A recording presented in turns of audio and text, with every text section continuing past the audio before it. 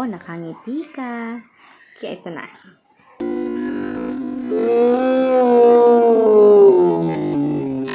Hey, Mommy B.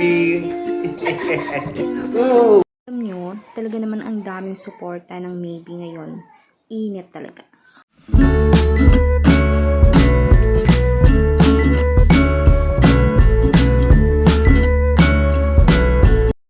Siyempre, ang reaksyon ng mga mommy ni na Mommy Riza at ni Mommy Chris ay talagang masaya.